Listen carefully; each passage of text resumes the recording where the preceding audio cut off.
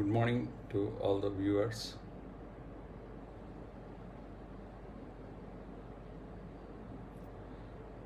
Today is the 26th lecture. Good morning, Ashok Kumar garu. Madhavi, hi. Satya Reddy, Panteja. Good morning to you all. Ram Rathod, Koti Reddy, Sridhar Babu, hi. Hi Dheeraj, good morning. Imam Hassan, Rao Kosuri, good morning to you all. Hi Jagdish. KGK garu, namaste, good morning, welcome to you. Hi Satyapal, Raghavendra, hi Gaurina, good morning to you all, welcome. Hi Girishankar garu, good morning, welcome to you.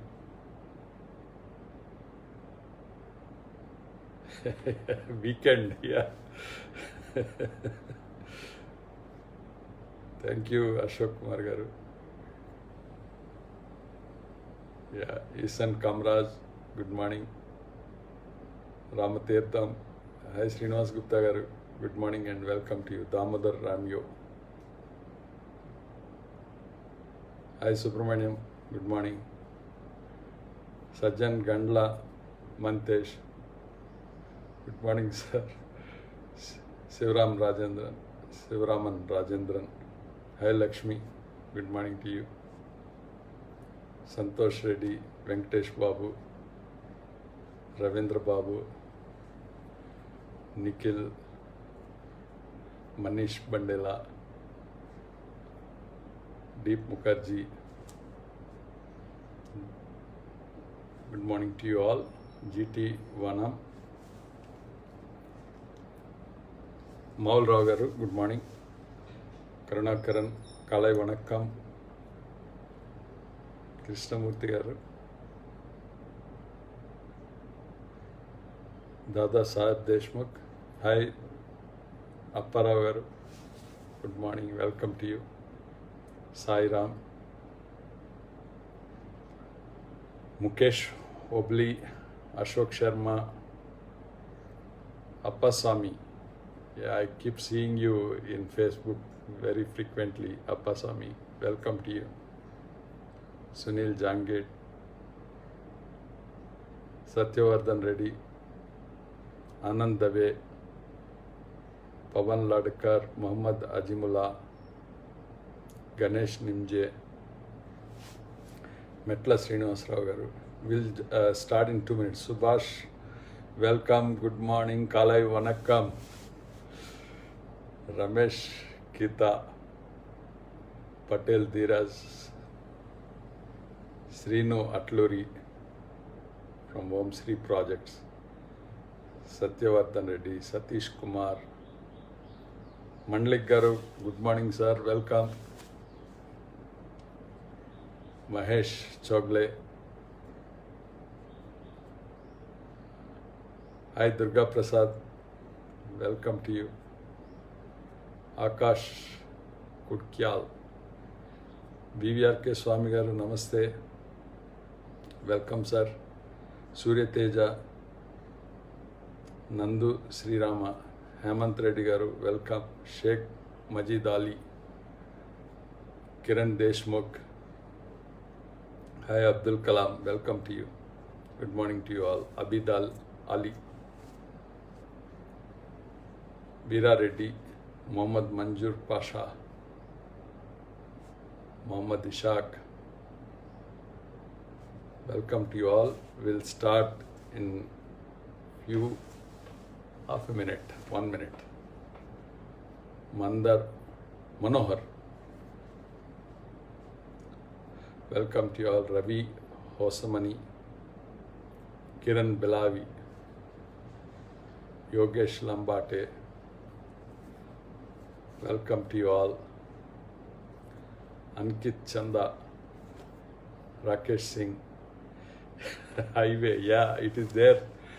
Coming soon, highway. Lavanya. Yeah, good morning. You are a regular, Lavanya. Hi, Tamil Selvan. Good morning. Welcome to you. We are starting soon now. Basavaraj, Amar, Katavkar, Praveen, Tilak, Ranjit, Ishan Vyas, Organti, Ajay. So, welcome to you all to the sixth lecture in series 2 and 26th lecture overall. So, welcome to you all. Yes, sir, started. Sorry. Real estate development. So, most of you may be thinking, what is it to do with the engineers, civil engineering? In fact, civil engineers have everything to do with real estate. I'll be sharing that numbers today. So it's a very, very important subject and another fast track one. Please fasten your seat belts and be ready. I'll go a bit fast today also because I have to cover 260 slides. So overview of the topic is introduction as usual and real estate, what it is, and land acquisition development models. I'll not go deep into it because it's not very connected with engineers, but we should have basic knowledge of it. And property, title and ownership and project feasibility, which is very important. And then statutory appraisals, finance and funding, project management and RERA. So these are the subjects I'll be covering today. So we all know India is one of the fastest growing economies and people's earnings are growing with that, and then disposable income. That means after meeting the basic requirements, turn title, bit right. Oh, okay. And CREDAI, there are associations like CREDAI, NAREDCO, many other, who will self-regulate themselves, and they will, it's a very good associations actually. They will work with the government to get the policies right for the benefit of the community, development community, and also which will indirectly pass on to the people, finally end users. And there are developments in the name of layouts, plotted layouts, communities like gated communities and residential apartments, and and also the commercial development and office development. So these are some of the types of the real estate, and there are many organized players. The good thing happening in India is real estate is getting organized. That means more of engineering, more of project management, quality and all. Growth of real estate also is tremendous in India. I'll show that also. And engineers in real estate, what is our role in real estate? This is what I'm going to cover today. So basically, concept to commissioning real estate, I'll just quickly cover. One has to dream about development of a project, then location you have to identify, and then do the due diligence and acquire the property, go for mutation of the title, and then plan, master plan. Here our role starts. Planning, master planning, conceptual design, procurement, and then project management. So this is what I'm going to cover today, and check feasibility of the project, what type of product that can be developed for that location, and then tie up for funding. This is also thing to be done by the developer, of course, and then approvals, marketing, collaterals. This again is an engineer's job, what to show it to the people, and develop a show flat sales office, which is part of sales office is a part of our construction site enabling, and then construction by itself. So we'll cover the topics of the construction today, the snag lists and project contracting, occupancy, and then handing over. So these are the steps in real estate, starting from a developer dreaming to handing over of the project. So these are all the steps involved, and which we'll cover as much as possible today. Many people, even before I started this, many people have been sending personal messages to talk about RERA. RERA is there at the end, but I thought maybe I may miss some important thing because of the time lag, and so I thought I'll cover some important aspects of RERA. What is RERA? RERA is now more than 3 years old, act by Parliament, and then they have suggested all the state governments to establish incorporate RERA by forming the state real estate regulatory authorities. And good point is almost 30 states, including union territories, they have adopted RERA, they have brought out, but implementation is not very good.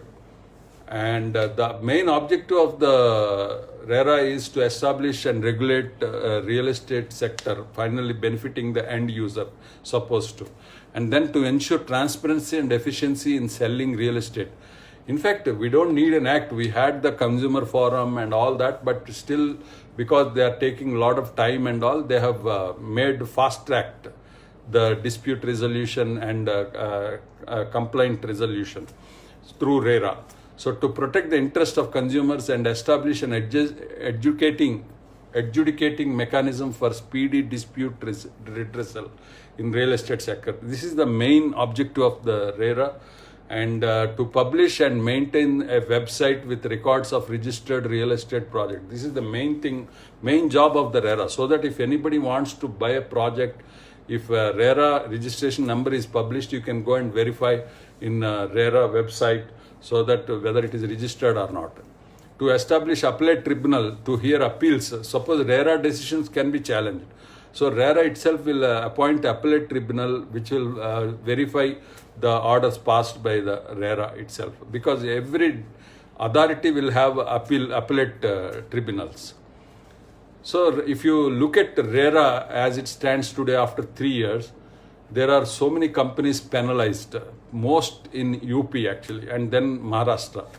There are about 30 crores, over 30 crore penalties imposed on some companies in Noida, particularly like Earthcon and Ajnara and Patel and Logix companies were penalized. It is still in appeal or for the delay in delivery of the projects.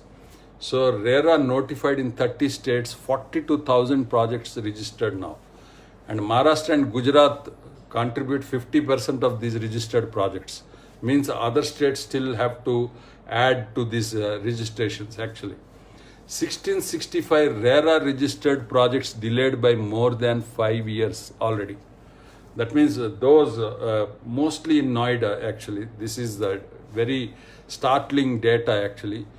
So now what RERA does is you cannot get a home loan if you are trying to buy a RERA unregistered project, and project finance will not be given to unregistered RERA project, and then you cannot advertise or make a brochure or collect advance or make an agreement for sale without RERA registration. That is what Act says. And then deliver what is promised: area, specifications, amenities, in time, and the quality. So these are the important points of RERA actually. So engineers can work on assuring this actually for the developers. So we should convince the developers that by depending on proper engineering practice, they can deliver the area promised, they can deliver the specifications given, and they can deliver the amenities given in the time. Who will manage the time in project? It is engineers. I have seen some of the chartered accountants are giving consultancy for RERA. Actually, it should be engineers. And I have seen one of the state governments has employed CRISIL for rating the project so that they can. So we are losing again. Engineers are losing to non-engineers, or invite persons to purchase in any manner, and any plot, apartment or building, whether it is residential, commercial or office, and in any real estate project or part of it in any planning area. So this is the rule of RERA actually. So we should advise our clients to have RERA registration, and we should work for what is promised by the client. so that we can make the reports. In fact, RERA asks developers to submit reports quarterly about the progress of the work. And so whatever I have talked so far about the quality documentation, CVC norms and all that, it will help developers in maintaining proper record, and when there is a complaint, they can prove what is followed and what is issued. So this is the advantage of following proper construction methods. So real estate, let us get into the topic now. What is real estate? So this is what is the growth of Indian real estate. You can see 17.5% CAGR. So it's a very good growth rate if you see. The current market, Indian real estate market has risen to $180 billion. That means almost like 11 lakh crores, half of our Indian budget. So this is very big market, and it is for the engineers to target and work on it. Next is the contribution of real estate and construction to GDP, India's GDP. If you see here, you can see almost 17.5% of our GDP is contributed by real estate and construction. And in that, more than 50% is real estate. This is what you can see. So it's very important. You can see here the real estate is contributing more than 9% of the GDP actually. Next important thing is drivers of the real estate sector is urban areas are expected to contribute 70 to 75% of nation's GDP. Urbanization. So we are seeing about 10 million people are moving to Indian cities every year. 10 million.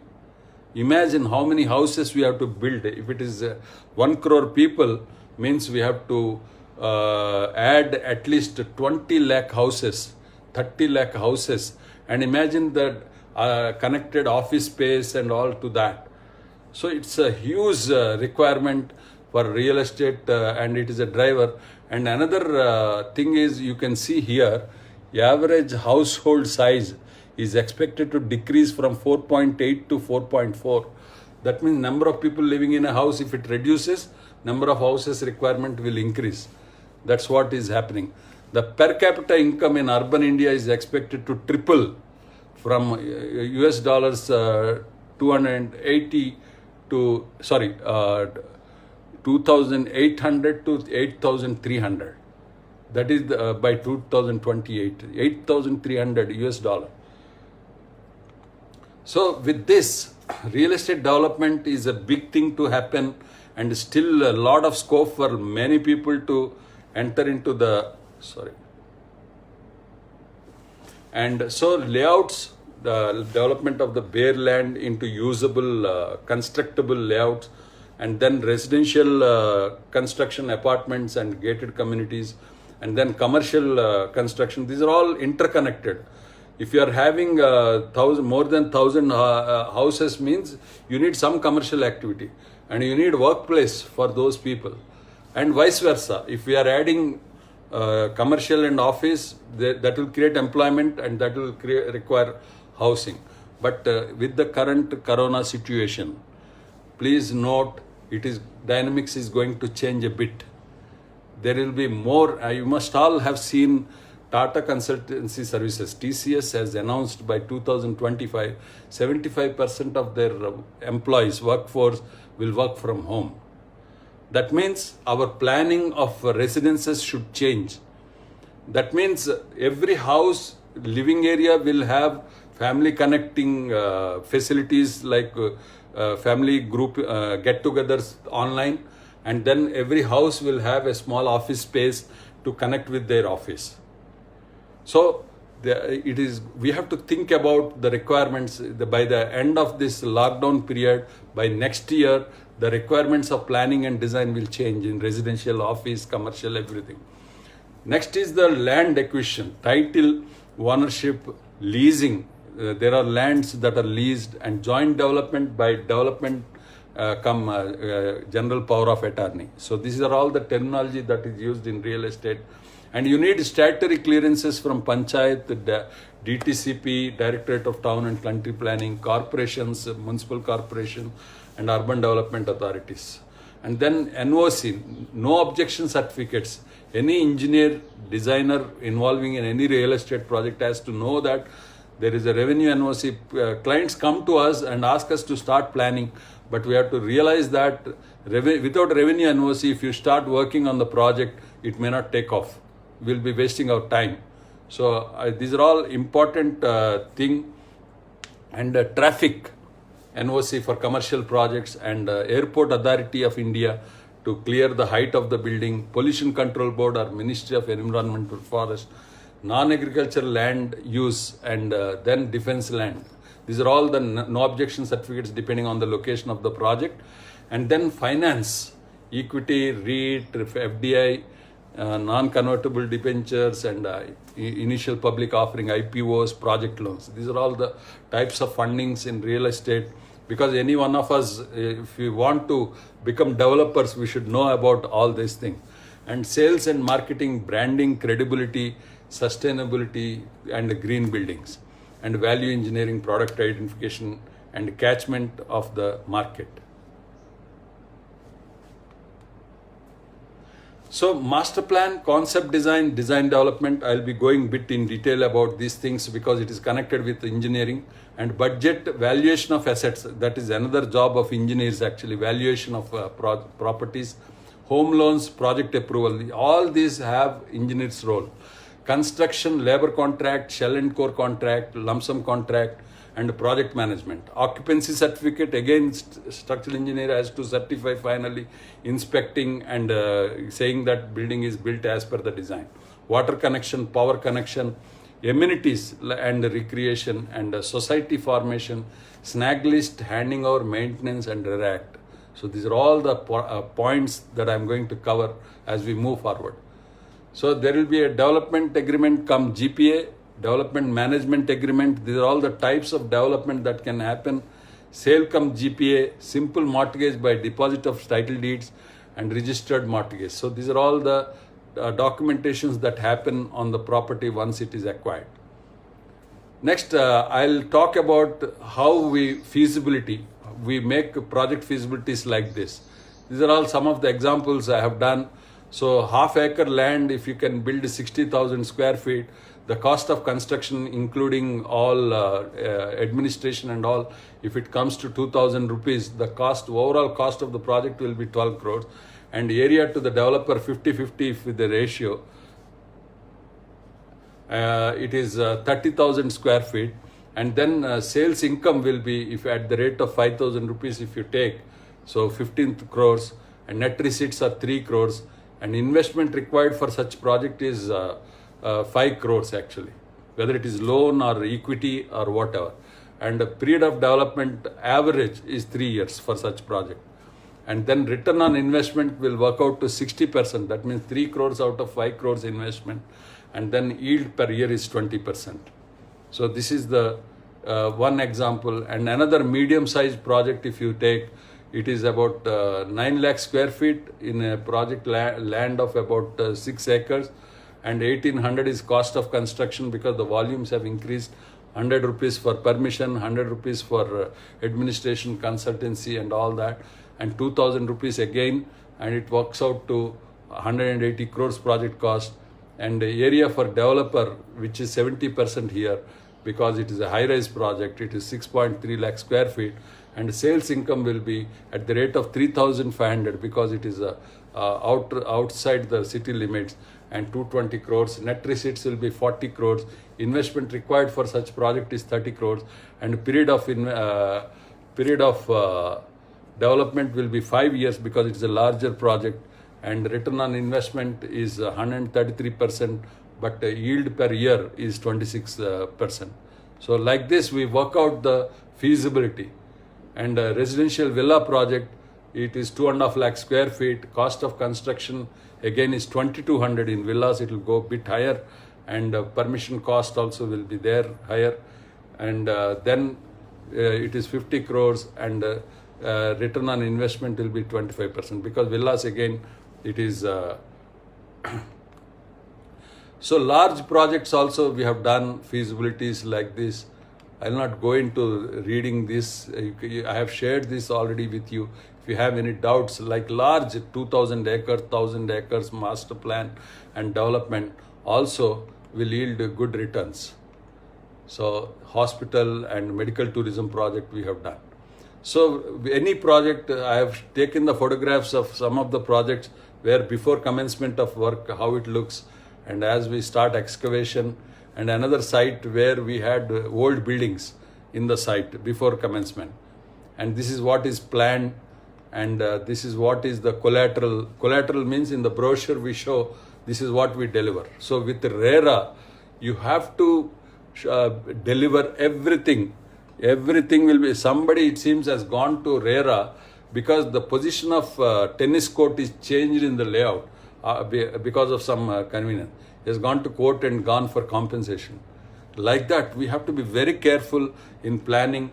Every aspect of promise that is done in brochure agreement has to be converted into real delivery. That should be the responsibility of the project management consultant. So in the context of RERA, engineers should work for ensuring that what is promised is delivered. Suppose we'll show this elevation. So same color, same thing, we have to maintain, and if we have to change this, we have to go for approval of the buyers if the number of buyers crosses 13 people. So it's very important as per RERA. So this is master planning. So this is how we do the master plan. Start with how many blocks, how many phasing we do, and how we plan. And this is the collateral given in the office space, for the office space. And this is the master plan area for large developments. This is how it looks. So now stages involved in real estate are land acquisition, project approvals, and then project management. 3 stages. So we have a very important stage, that is project management. You can see that contributes maximum in any project, which is done by us engineers. So land title is an important thing, which is due diligence has to be done by the developer for the ownership.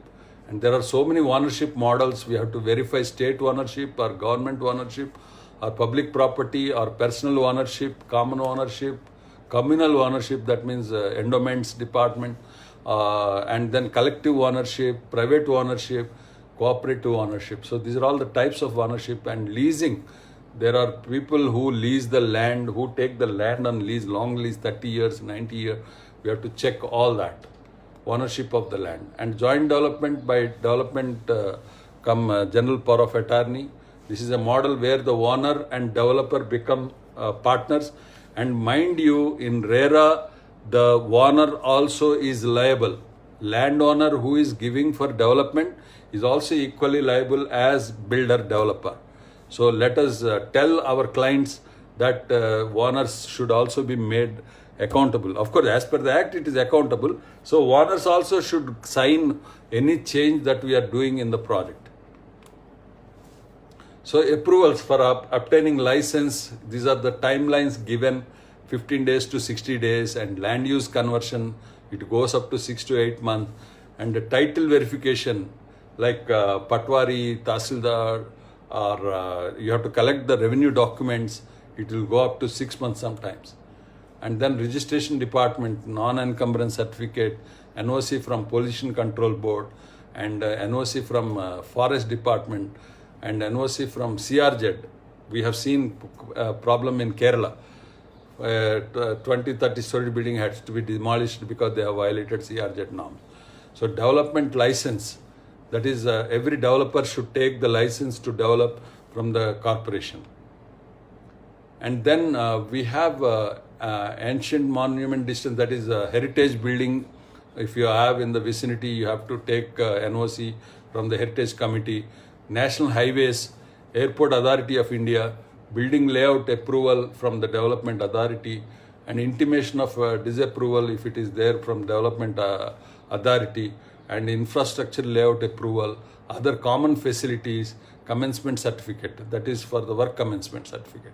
And consent to operate, for earthquake resistance development authority, we have to give the stability certificate, structural engineers particularly, and then service plan estimates and firefighting scheme NOC from fire department, and lift escalator installation approval from development authority, and electrical substation and DG sets. We have to get the feasibility certificates from the water and electricity department, and then tree cutting forest department, environment clearance for 125 acres project with the built up area about 20,000 square meters.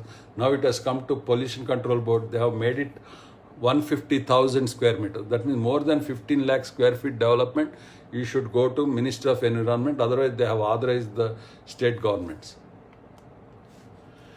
And electrical load, electric connection, and permission for sewer connection, that is also water board, water supply and sewerage boards, and consent to establish work license. And finally, after construction, we have to issue the occupancy certificate. There is a rule as per the occupancy certificate, whoever has signed the initial permission drawing only should sign the occupancy certificate.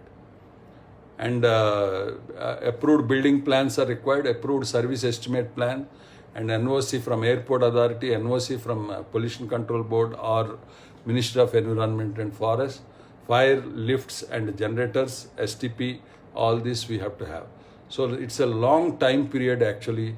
So the success of developer depends on how quickly they can obtain these permissions. So that is the thing that differentiates the developer from non-developer professionals actually. So it takes 2 years to 2.5 years for getting the permission.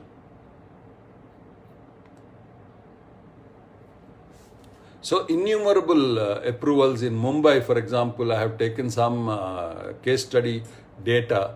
So you can see launched in 1 year is only 12% of the projects. More than 1 year, 23% of the projects. And delayed approvals is 31%, less than 12 months. And more than 12 months to 24 months delay is 18%. So this is the data which I have shared with you city-wise. If you can see number of projects launched within 1 year in Hyderabad is 23%.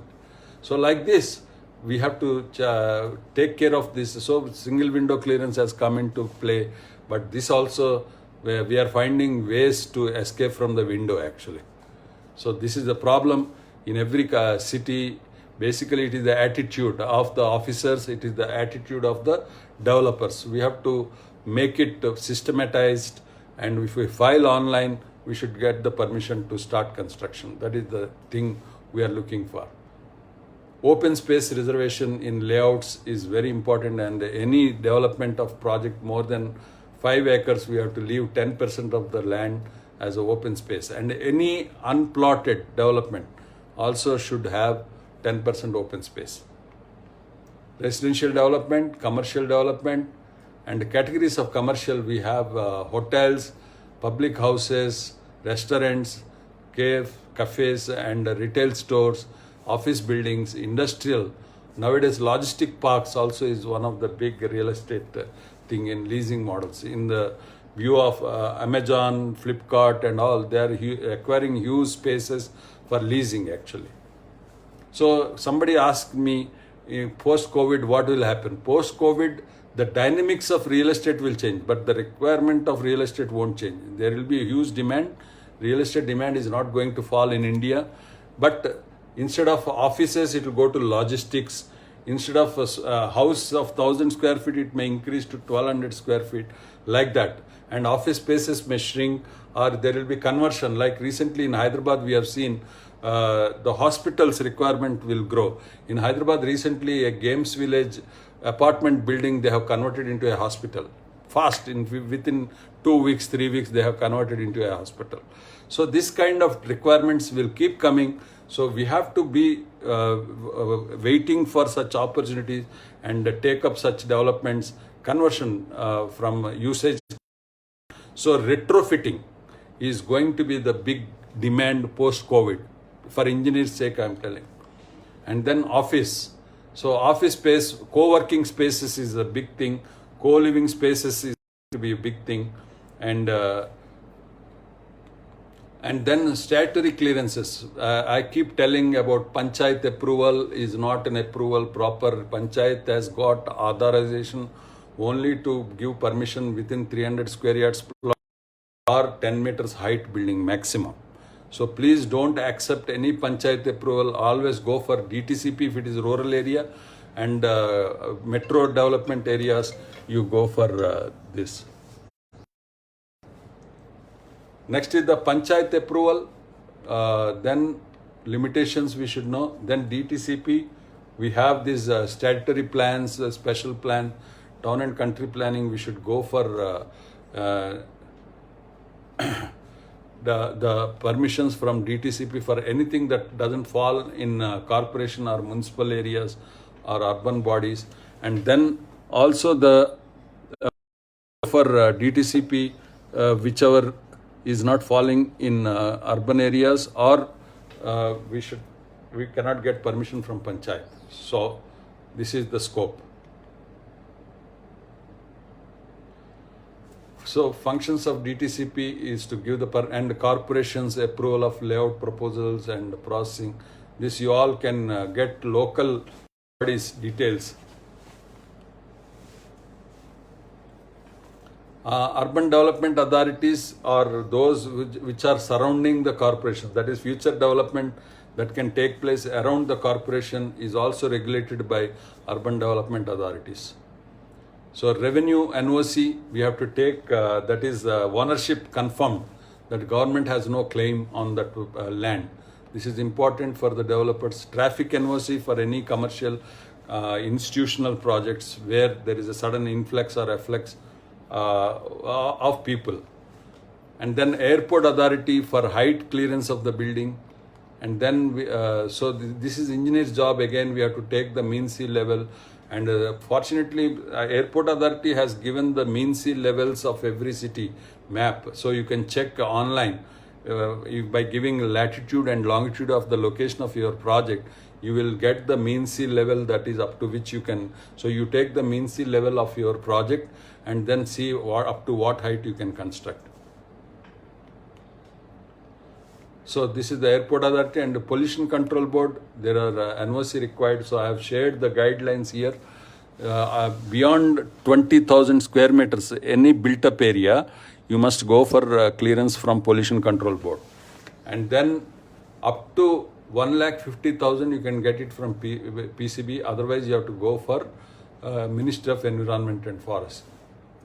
So townships more than 50 hectares, that means 125 acres, more than 125 acres or built up area, you should go for Ministry of Environment and Forest. And guidelines for seeking environmental forest, MOEF or this one, you can go for this application. There are consultants so who will help us to make these applications. We have to give the inputs, built up area required and the total area of the project, and each floor wise areas, and what is the power requirement, DG proposed to be installed, water requirement, all that we have to give the inputs, and energy saving measures, what we are, and water recycling and waste management. Proposals should be submitted to the pollution control board area. So fire NOC, this is again I have shared in my previous lectures about fire NOC.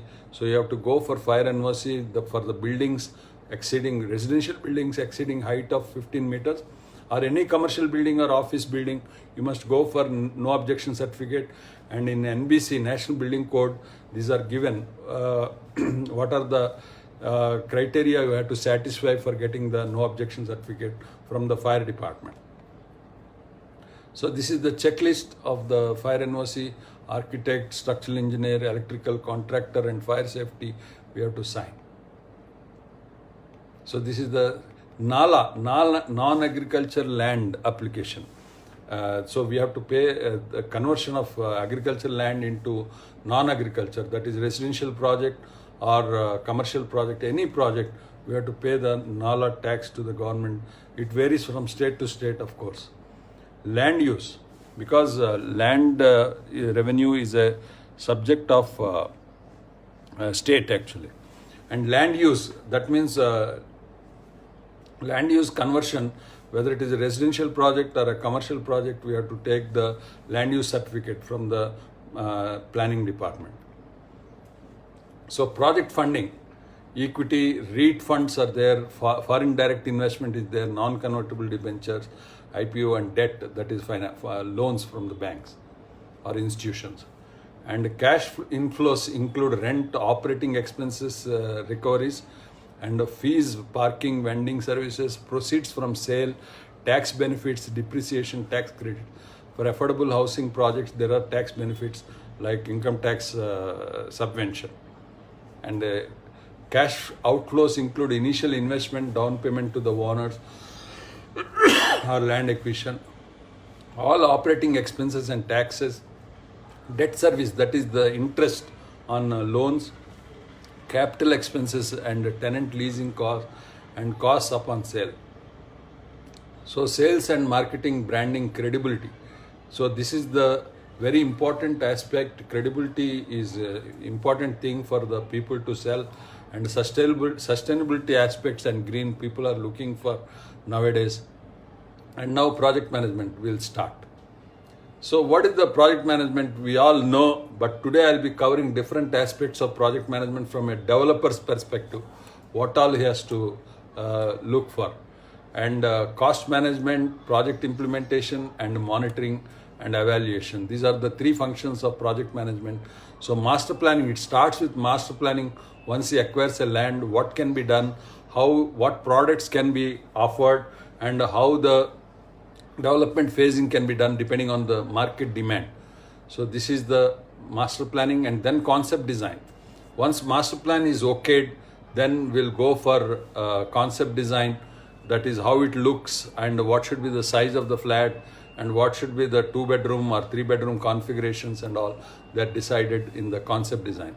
So outline specifications, schedules of accommodation, planning strategy, cost plan, how much budget we can provide in the product and for construction, and procurement options like how we are going to implement the project, and program and phasing strategy, and buildability and construction logistics are also considered. It means what technology we adopt in the construction.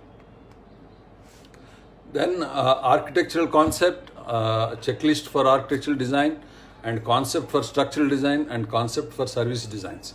That means power backup, how much we will give, water, how we take from borewell or we take from the water board. All those things will be decided in the concept stage. So building BIM, usage of BIM will help us in concept design a lot, because any changes can be made quickly and generate the drawings very fast without scope for any errors. So this is the concept design. And then design development. It is again the huge subject.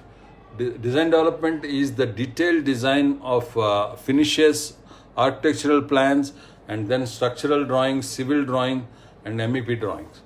So overall layout, road layouts, landscaping, every aspect has to be covered in the design development, block plans, site plan, external works, changes in floor level, and expansion joints, demarcation of changes to finishes, and reflected ceiling plans, all will be covered in design development. So good for construction drawing, including the external walls, lining, cladding, glazing, windows and blinds. Every detail will be covered in this design development GFC stage.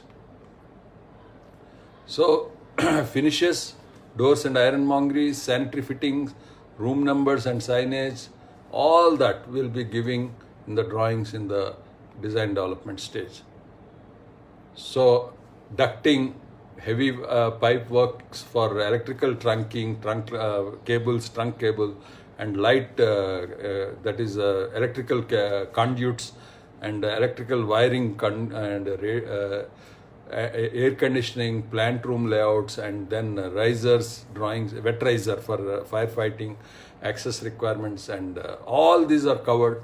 Zoning, compartmentalization, uninterrupted power supply, that is UPS or inverter or solar, all these things. Smart grids are order of the day today for the power requirements. So design development phase, next is the value engineering, that is optimizing the cost. So whatever budget we have, suppose you want to spend 1600 rupees, how much you want to spend for civil and structure, that is fixed. We can't, that has to be minimum. But by considering the construction cost, construction overheads, we have to optimize the structural system. Whether we go for Maiwan, whether we go for column beam with the lightweight blocks or cement blocks, what kind of masonry we are going to do, what kind of plaster, this all comes under value engineering, so that the cost, thumb rule is 1/3. Suppose 1600 is the construction budget, 200 you keep for external development. That means compound wall, roads, amenities and all that. And then balance 1400, you have to make 1/3, 1/3, 1/3. That is the rule actually. That means 1/3 you should target civil and structure. That is shell and core. And 1/3 for finishes, 1/3 for MEP. This is the target. That means 450, 500 rupees for structure and masonry, and 400 rupees for finishes, 500 rupees for MEP. That is power, elevators, all that should come under fire. And 200 rupees. That is how we do the budgeting. Value engineering consists of how to achieve that, considering the life cycle, and who should do the value engineering. It should be the role of every consultant. Whoever is involved in the project should do the value engineering, considering the construction aspects and considering the specification, how to maximize the finish value for the product by involving every consultant. So this is the value engineering. What are the impacts? This process I am explaining, sustainability also, that is life cycle cost also. That is carbon credits are there nowadays. There is no point in just going for certification. You should try to target for getting the carbon credits for the project. So combined with supplier engagement and budget finally. So we have to fix the budget assessment of, there is no point in making an estimate without capping actually. That is basically if the sale price in a given area is 3500, let us say, and if the developer share is 70%, that means he will get by selling 2400 rupees every square feet sold. In 2400, his finance cost, its marketing cost, you have to take out all those things, and what is left for construction is only 1600 rupees. So in 1600 we have to deliver, that's it. We have to plan what we can deliver best in 1600. That is the budgeting actually. The construction cost, the land or property acquisition cost, approval fees, planning costs, and then financing cost, site investigation cost, then soil investigation, surveying and all that, and fixtures, fittings and equipment, the cost of decanting and relocating, including costs of associated with moving the staff to the site, labor camp and all that, contracts outside the main works and insurance, consultants fees, inflation. That is considering the project duration, we have to account for escalation also, contingency and value added tax nowadays, GST now. So valuation of assets, this is the job of the valuers, but engineers have a role in it. So purchasing for investment, purchasing for self-occupation, valuation we require. So anybody who is buying an apartment should go for valuation, valuer. And then what are all the taxes to be considered in the valuation, and insurance purpose also we have to go for valuation. Court fee stamp also, if there is a litigation, court fee depends on the value of the project and you need a valuer certificate. So home loans, project approval, and then construction lab contracts. So this is what now I'm going to cover about how many types of contracts are possible.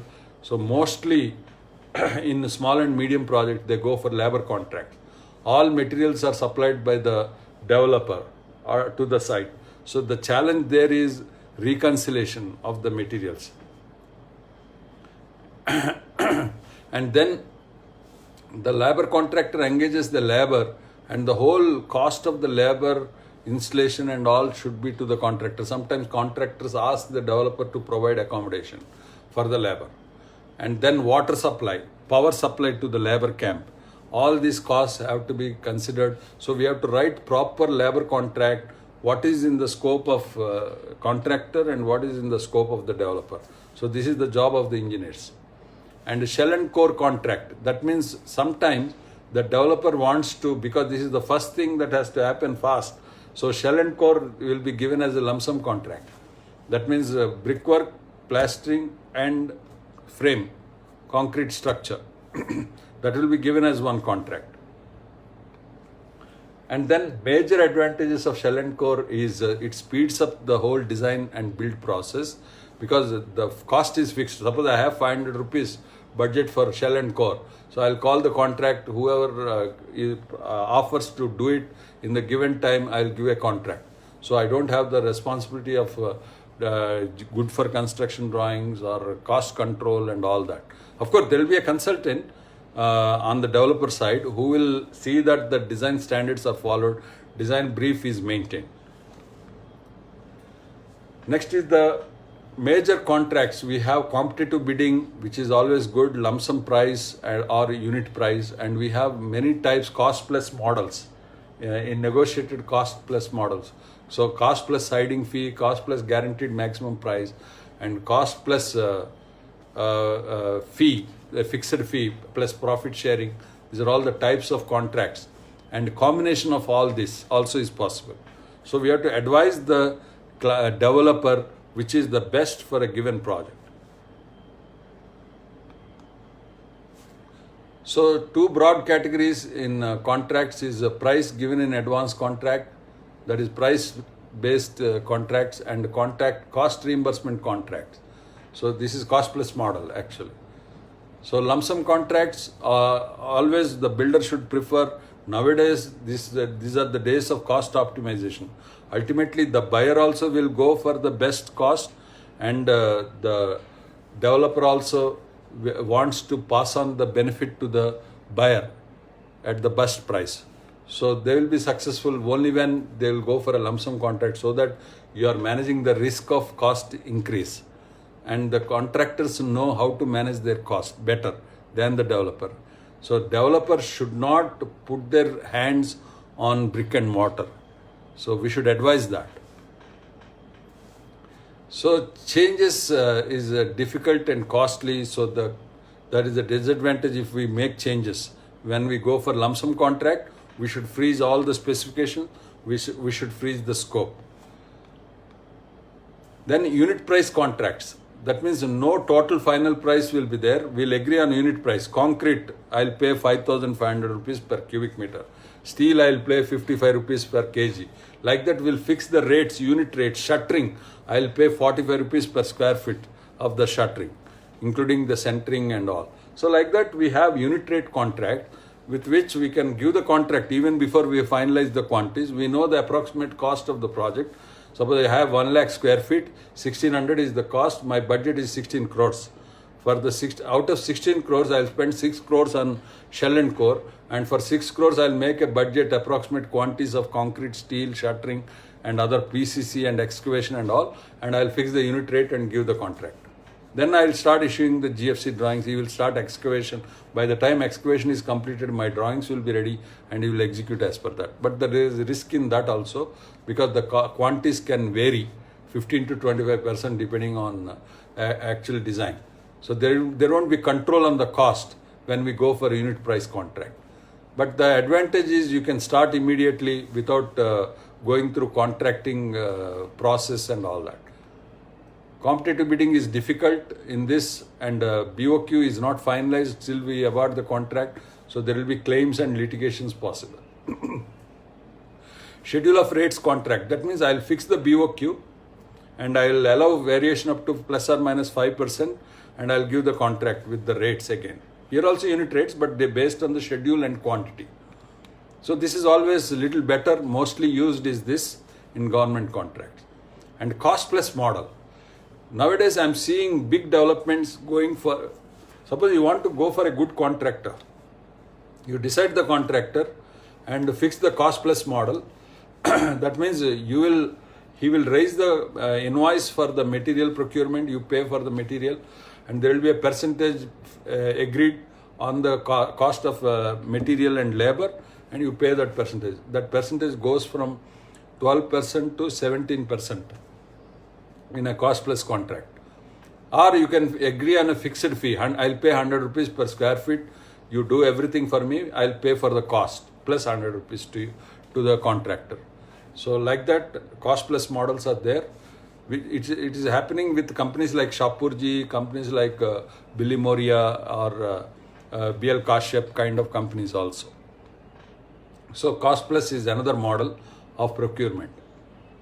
So, but there are no fixed documents for this cost plus model. So we have to be very cautious in drafting the conditions of contract in the cost plus model, because you have to contain that plus model. Whatever engineers cost, everything will be paid by the developer. So we have to make a budget, agree with the cost plus contractor, and we have to make it useful, maintained by the contractor within the budget. So this is the next most important is guaranteed maximum price. This is the project management consultants can offer actually this. That means you are confident that this project cost 1600, you can deliver. You take including your service fee as a guaranteed maximum price. Nowadays with the GST regime, earlier it used to be difficult in GMP because the taxation used to be double. You pay to the contractor, and the GMP contractor also is paid the tax. So there is no input credit. But with the GST now there is an input credit, and you can give the GMP contracts very comfortably. So companies, good companies who have the control on the cost management can go for GMP and benefit. And for builder it is best actually, because he need not worry about the cost. He will give whatever budget he has, he will give a GMP contract to the contractor, and he will concentrate on sales and marketing. So that is the advantage. So GMP contract disadvantages are also there. It's not that everything is rosy, but we have to take a decision considering pros and cons for depending on the project, depending on the need of the developer and investment capacity of the developer and all that. So material supply contract, this is another model where you employ the labor contractor and go for material contract model. And then occupancy certificate. So local body will insist on occupancy certificate. One important thing is, if the builder is selling after obtaining occupancy certificate, there is no GST for the buyer. So it is advantage for the buyer. So if you can hold till occupancy certificate investment, then you will be benefited, and buyer also will be benefited. Water connection, power connection will be given only after occupancy certificate. And then amenities have to be provided as per committed in the brochure and agreement, and recreation to be provided. Society formation. This is another act, Societies Act in India. Of course, it changes from state to state, but by and large it will be same. So every society has to be registered, and it is better for the developer to do the society registration and then hand over to the society. Otherwise, it is the responsibility of the developer to maintain until society is formed. Developer means it is the engineers who will manage the project construction, who have to manage the maintenance also. So society formation is important.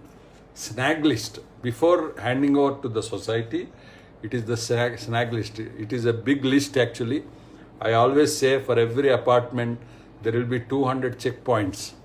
So this is the checklist I have prepared. Many people were asking me, so you can use this checklist for acceptance of the apartment or flat. So so plastering and plasterboard finished to ceilings, false ceiling and walls. So is the surface of plaster work even and free from obvious hollows? So this is a big checklist. Please run through this. I will not read all this. And is the finish smooth, or reveals at windows and door frames square and corners properly done, vertical and all that. And check that internal partition walls look plumb, straight and square. Is ceiling flat and free from cracks, bumps and nail props, all this. So internal plastering is the coving complete corners and or joints to coving to internal and external corners, and on long lengths neat and invisible. All these points we have to write, so that if we make this checklist signed by handing over like buyer, then he cannot complain later anything that is bad and it is not working. Painting also has every visible surface been decorated. So it is good for the project management consultant to do this snagging and de-snagging, and then finally take the signature, counter signature of the buyer. Otherwise, buyers keep complaining. Once this snag list and his acceptance handing over sheet is signed, then he should not complain on anything. That forms the part of defect liability beyond this snag list. So windows, we have prepared the list for the windows, for the doors, door framing, linings, and external doors, latches, locks, bolts, hinges, bolts tightened, screws tightened for the hinges, all screws available or not, and doors and frame linings. All this I have prepared very in detail snag list, so you can use it, you can modify it, you can keep improving and using it. So always, if you follow the process, this is my statement always, if you follow the process proper, you need not be worried about RERA, you need not be worried about quality assurance and all that. So this is what engineers can do to the developers, and we should impress upon the developers that they should follow this process. So staircase, sufficient headroom. Flooring, is it flat, joints are properly sealed and matched and all that. Ducts, whatever ducts we have, electrical, plumbing, firefighting ducts, we have to also check properly and hand over. And external air conditioning, outdoor units, air conditioning and bathroom and water closet checklist, huge checklist is there. So we have to check all that about the wash basin, flush working, and valuation can be done by civil engineers, but nowadays there is a new act where Valuers Association is there, and banks are conducting tests for impaneling the valuers. So you can do that. That is a specialization by itself now. And the bathrooms and water closets, dampness major problem. We have to rectify that. So bathroom and water closet and kitchen and utility areas. So that also we have given all the checklist for the kitchen, kitchen wardrobes and utility area taps and drying washing machines and all that. Appliances, heating, air conditioning and ducts, electrical interior and exterior electrical brickwork, and then exposed brickwork if you have, and other external wall finishes, external painting, external pipes and drains, external ducts. Parking area also checklist you have to check. One client told me actually, he will decide whether he will give consultancy to me or not by checking parking of one of the project I have done, because parking is the first impression of any customer, it seems. So parking area we should not ignore. So we should give all the finishes and specifications in the parking area. Driveways and pathways, gardens, that is landscape, tot lot area, walls, fences and gates, boundary wall, roof, terrace treatment and all that, and roof treatment, and then all other points. So this is the complete snag list, and handing over after the snag list. Maintenance, we have to hand over for maintenance funded repairs, and then maintenance, all this I have shared. Billable services, that is power, water, and finally RERA Act. So RERA Act, that's why I initially also I shared important points of the RERA during the pre-launch sale offer of a product. An act to establish real estate RERA, land beyond 500 square meters or having more than 8 apartments, dwelling units, attracts RERA provisions. That means any developer wants to develop project in land area more than 500 square meters or 8 apartments, more than 8 apartments, you should register with RERA, local RERA. As I said, 30 states are having RERA, so you have to advise the developer to have RERA registration. So for failure to register also there is a penalty, 10% of the project cost. If you start selling without registration, you will end up paying penalty to the RERA actually. So Act prohibits unaccounted money from being pumped into the sector, and 70% of receipts should be used. So here escrow account certification also civil engineers can do, project managers. That means whatever is the construction cost, builder can use it from the sale proceeds. So, and he should not divert more than 30% of the receipts actually, other than construction. There is an appellate tribunal appointed by every RERA, and but as usual in India, every act, if it is not implemented sincerely by all stakeholders, whether it is end users, I have seen, you can also verify, RERA Act also is going like any other act. So we have to see that, we have to make public aware of this RERA. RERA is to benefit the end buyer, and RERA is to bring in discipline, process, which will also benefit the professionals like engineers. So we should help developers implement RERA. So salient features of RERA are granting registration to real estate projects, real estate agents, and maintaining database of the projects and promoters. So that is the RERA. And registration of real estate projects, and then disclosures by the promoters. As I said, owners also, landowners also responsible. Yeah, engineers can sign the drawings actually. But you have to work with the local municipality or corporation, because they insist on architect, but as per National Building Code, engineer also can sign the drawings. Architect is not compulsory. Agreement with the buyers, you cannot collect advance payment more than 10%. It should be less than or equal to 10% of the agreed amount, the advance to be collected as per RERA. And then you should define the stages. And project receipts in escrow account, up to 70% has to be used only for construction actually. Check on promoters' powers, and so registration of real estate agents. That means if you are trying to book the flats through agents, you should better, because they are accountable. Buyers' rights are protected. Time-bound dispute resolution mechanism is there, and offenses and penalties, huge penalties are there in RERA for the builder. So after completion, you have to check as per the committed things are there or not. So that's my today's talk. Probably I have overshot my time little bit, 3-4 minutes, but it's a huge topic. I had to run. Thank you very much. And if you have any questions, I'm ready to take questions now. It's a tough subject actually. My main objective was to help developers bring in the process. We have even worked for SOP, Standard Operating Procedure. And tomorrow, please, I am not giving this regular talk tomorrow. I am participating in a panel discussion webinar on cracks in concrete actually. So you can connect through our Smart Interest page, or I will share the link of the page, so you can attend that webinar, or you can log in through Zoom. So 3 things are there, 2 FB pages.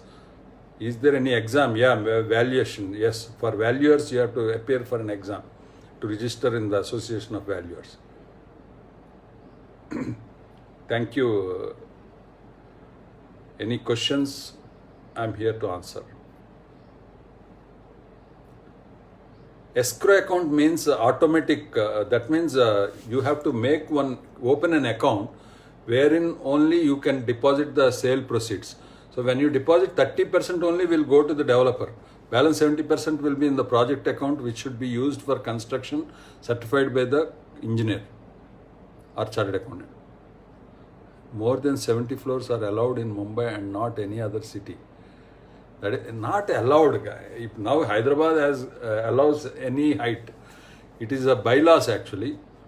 And so if you have viability, you can go for more than 70 floors.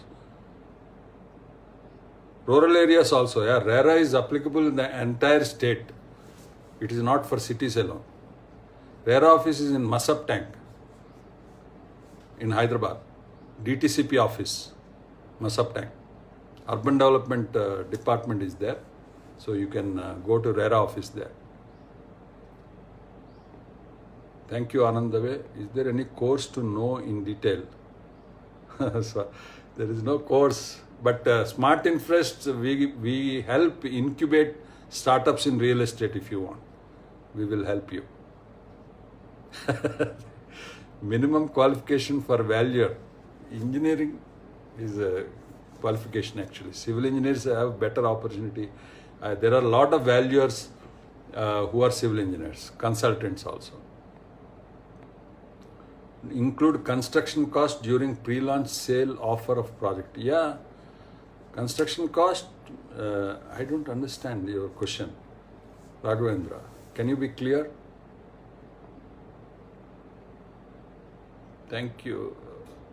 How time period will be fixed for real estate developing projects by RERA? No, RERA won't fix. Suppose the developer offers to hand over in 24 months. So RERA will see that you will hand over in 24 months, and if you don't hand over, you have to pay 15% interest for the delayed handing over to the buyer. Whatever money you have received from the buyer, you have to pay 15% of that money. Snag list by the buyer. No, it's not mandated, but it is in the interest of engineers, I'm saying. Because they won't check everything, and later they start complaining. So it is always better to take acceptance document signed by the buyer, so that you need not go every time they complain. One day they will call for damp patch in wall, one day they call for bad paint. So it should not happen. Once they sign, they cannot call engineer back.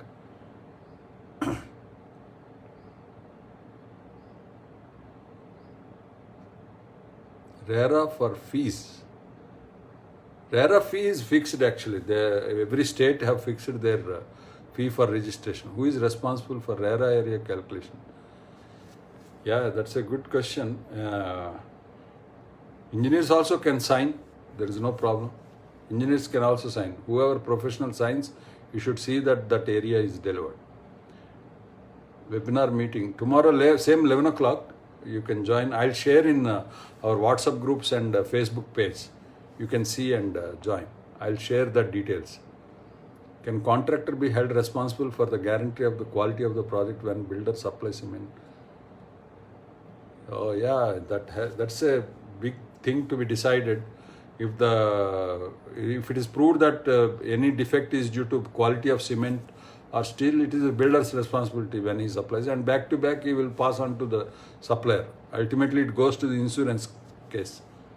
How to become industrial sanctioning engineer?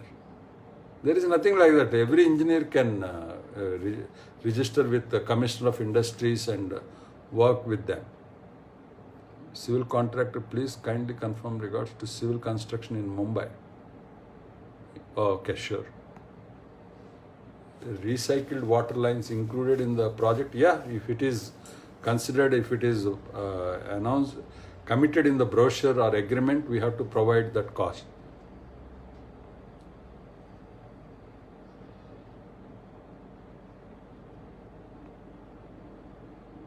What problems we face post-COVID?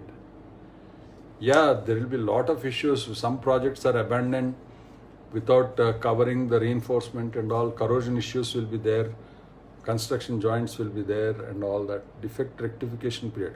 Sorry sir, that's an important point. Actually in RERA, 5 years is the defect liability period for the developer. So it should be back to back to the contractor preferably. 5 years defect liability period. I missed this important point. Thank you, Mandlikar. Get your presentation slides. Yeah, it is available in the Facebook page, Smart Infrest.